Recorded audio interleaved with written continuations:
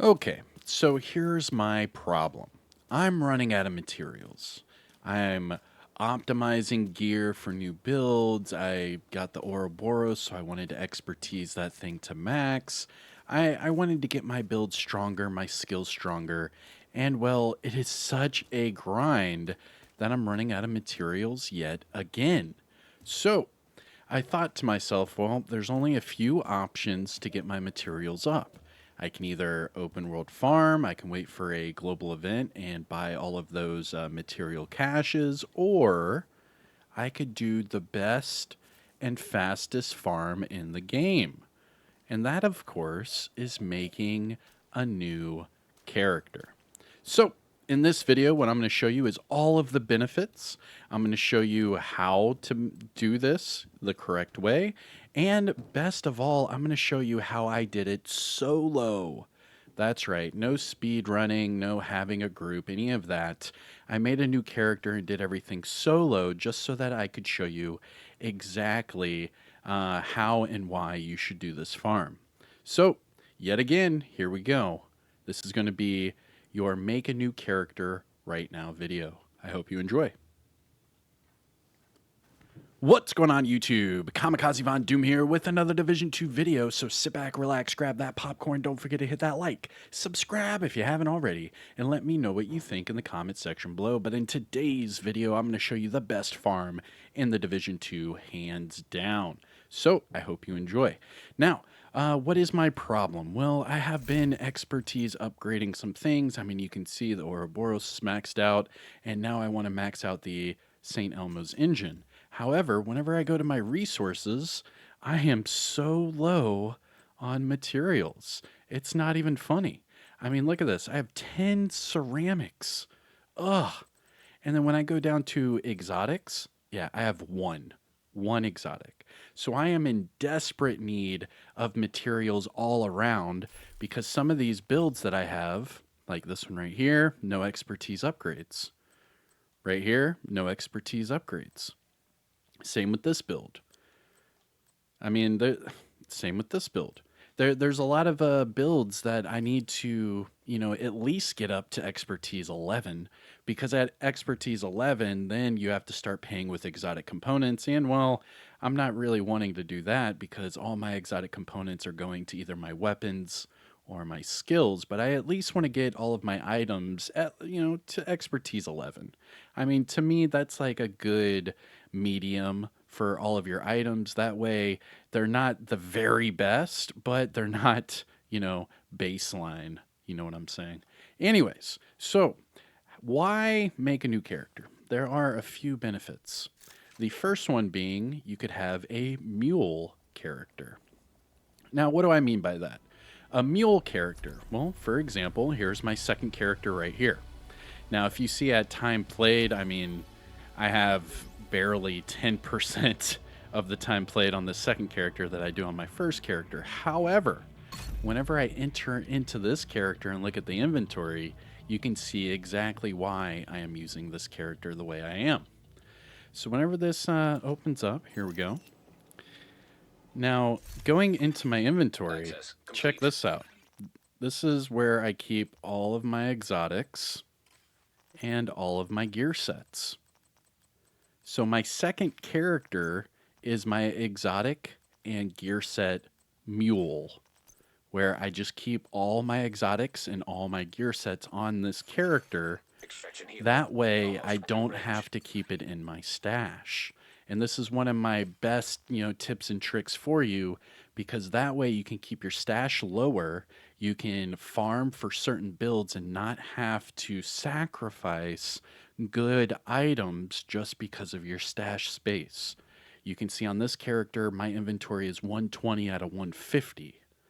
So that means I can keep taking stuff out of the stash and make that lower. That way my main character can have some breathing room to farm.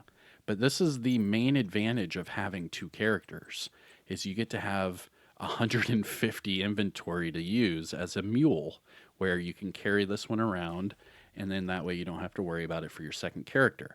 Now, another thing to notice is that you can use your second character you can use your second character in incursions and raids and still have a chance to get the Ouroboros, the Eagle Bear, the Ravenous, whatever. So I highly recommend having more than one character, even if you have to move your build from one character to another just to do the raid or incursion. It's worth it because then you still have that chance of getting those exotics. So that's one of the main benefits from making a new character. So here is my main reason for making a new character. But first, check this out. So you can see I just did this one today. Now, shout out to everybody that I match made with. I did this one completely solo matchmaking, meaning I went to Warlords of New York and I started calling for backup the entire time. That way I had random people to play with, and that way I could show you how long it would take to do this solo just by calling for backup. So you can see it took me 3 hours and 20 minutes to beat the entire Warlords of New York. Now again, this was solo matchmaking. I wasn't playing with any friends in a party. In fact, I didn't even have my mic turned on. All I did was I match made. I went to text to chat. I just said, hey guys, we're going to this mission. And then we would go to that mission. So it roughly took, 3.5 hours to complete. Now, I have shown you in the past that if you have a crew with you and everyone is communicating and you speed run through Warlords of New York, this 3 hours and 20 minutes can be 1 hour, maybe 20 minutes, tops. So you could cut this down into a third of the time just by running with your crew and speed running people through. Now again, this time, the 3 hours and 20 minutes, this was me solo matchmaking the entire time. So that's on average how long it would take you to do solo. Now jumping into this character, as soon as I beat Liberty and I got my watch, I logged out so I could show you the exact time it took for me to complete that with random people in my group. So now that I'm here, okay, this is the best farm in the game, I'm telling you right now. So even as a solo player, you could do this in 3 hours, okay? Watch this. So you go to your watch, because I just completed my watch from Keener. Unknown user detected. And you can see I have over 5,000 scavenging points. 5,000. Now you don't need to be a high shade level to benefit from this. I would probably say at least be shade level 1,000 to benefit from this. Analyzing. Decryption complete. Now it's going to show all of this. Yep, boop-a-doo. Because at least if you're shade level 1,000, you'll get more in your scavenging area. Synchronization in progress. And if we do the math, Root directory compromised. Oh, come on, watch. Subroutine This does take forever, huh? and synchronized. There we go. Okay. Additional encrypted subroutines. So it shows right now we have 5,100 Root directory scavenging compromised. points. Subroutine. Dude, Isaac, unlocked shut and up, bro. synchronized. Come on. Full subroutines unlocked. We'll wait and for Isaac synchronized. to stop. I Integration mean, this complete. is... Yeesh. All right. You done, Isaac? Okay, cool. Now we can talk. So you can see right now I'm at shade level 5903, and I have 5103 scavenging. All right? So just basic math, that's 800. So from 800 on, you would expect that it's going to go into your scavenging. Now, I say from 1,000 on, use this method of farming because you can start to max out whatever materials you need. Now, the materials that you can use with your scavenging points are limited. You can't use these on optimization things, excluding the shade calibration and the field recon data. So you have to actually use normal materials to convert over to certain optimization materials to fully benefit from this. Now, this is the best farm for whatever it is you need. If you need credits, this is the best farm for that. But remember, the credits are only exclusive to that agent, that character. So if I were to spend 5,100 into my scavenging into E credits, that would only go to this character. That wouldn't transfer over to my other characters because that's not a material. That is a currency. So all of the materials is what transfers over to your different characters. Now this is huge because as soon as you claim all of these scavenging points, you can log out, delete the character, and do it again and again and again and again. Now, for farming techniques, there's a few different ways you can utilize this in the most efficient way possible for whatever farm it is you need. For example, if you are going for expertise and you just need to farm specifically for expertise, there are two different ways to farm for that, and that is printer filament. Just spec into printer filament. The reason being is for one upgrade, you need, I believe it is 300 printer filament total. Now that's for one full proficiency rank upgrade. Now you can hold 9,099. Now with it being at such a low yield, you can utilize more printer filament and spec into all of those expertise quicker, and then just do printer filament. Where some of these like steel, electronics, things like that, it might cost upwards of 150 to 200 per upgrade, where the printer filament it's 30. So for one full rank it's 300, where for some of these it's a few thousand. And that's the big difference here, is the cost to benefit ratio. So you want to spec purely into printer filament and then go over to your optimization station, and then you can just donate the materials. Bell will be your pilot. So if you On come call, over we'll here handle your flights. to Don't expertise, hesitate to use them and grab some air miles. let's see here. I don't think it will let me even show you because it's already all done. But anyways, what you would do instead of donating duplicates, you would donate materials and then only donate the printer filament, and that will get more items to fully proficient faster at a cheaper cost. Now the other way is to buy mods.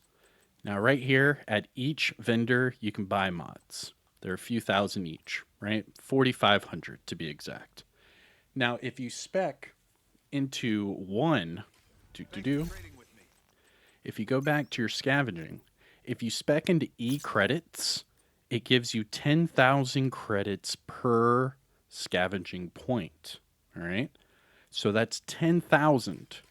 If you go back to this vendor, you can buy 2 mods for just about 9,000. Okay. So then that is 2 mods that you can buy and then deconstruct for more printer filament. So that's another way you could farm, is if you have a lot of credits, you could buy your mods, deconstruct them, get the printer filament, and then use that for your expertise. Now, for me personally, I need all materials. In fact, the only materials I don't need are the shade calibration. Now, let me see under my scavenging, because we still have to transfer everything as well. So my shade calibration is the only resource that I have too much of. If I go to my resources on my other character, my shade calibration's at like 3,000 out of 999. So I mean, it's pretty damn full. So what we need to do is we need to go to Washington, D.C., because a lot of people miss this step when they're transferring all of these materials back to their main character. Now remember, the only thing that does not transfer over from character to character are your water, food, resources, and your currency. All of the materials will transfer over. So here's what you do. Now that I am done with this character, I am going to put on the lowest gear possible. And then I'm going to get rid of all the gear that I'm not going to put back in my stash. Because this was just the character I just ran through Warlords of New York. Okay. Now you want the blue and purples because when you deconstruct the golds, you get more materials. So there we go. Now the only thing I have left on this character are the items that I just went farming with. So there we go. Put all of those in the stash because remember, when you're done transferring all of these materials and credits, you're going to delete this character.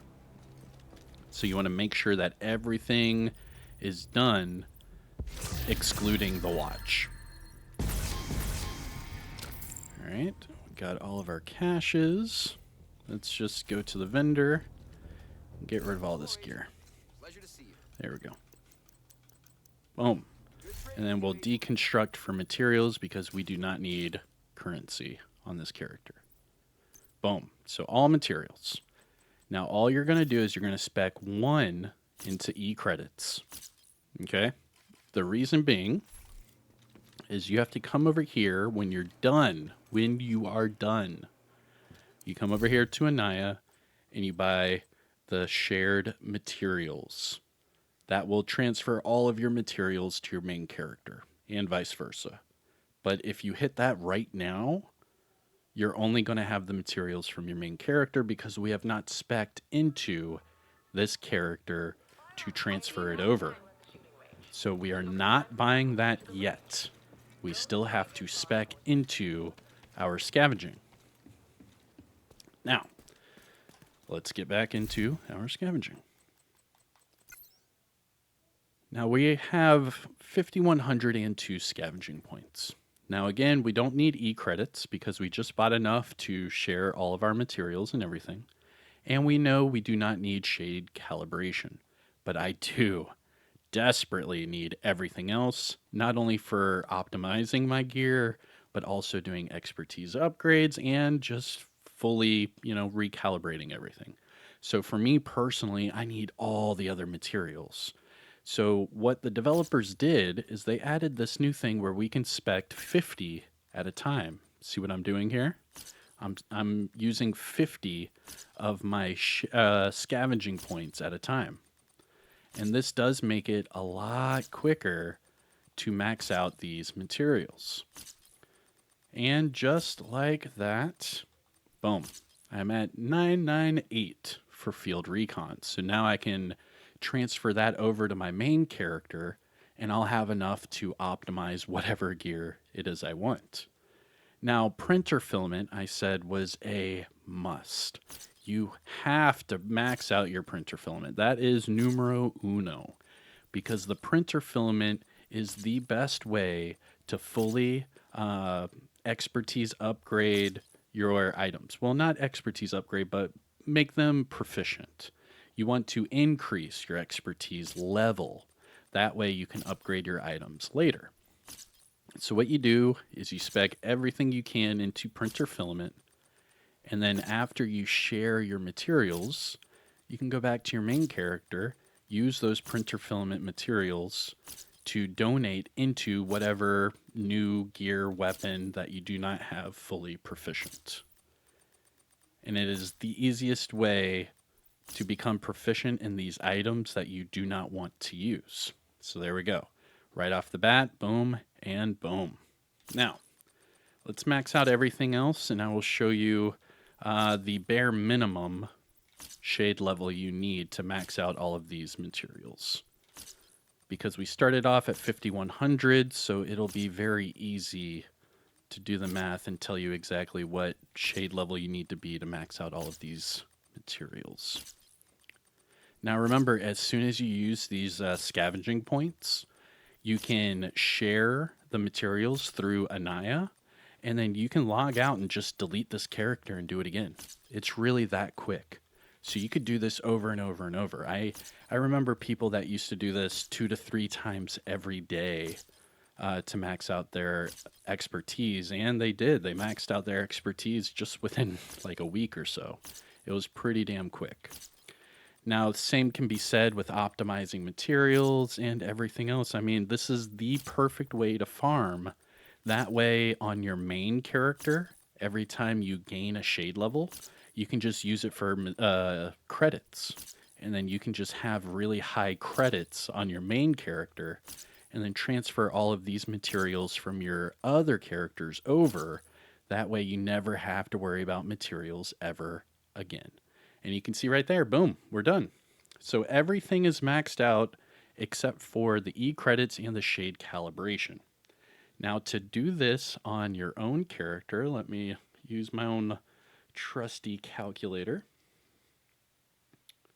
That took us 3,200 shade levels. Well, yeah, 3,200.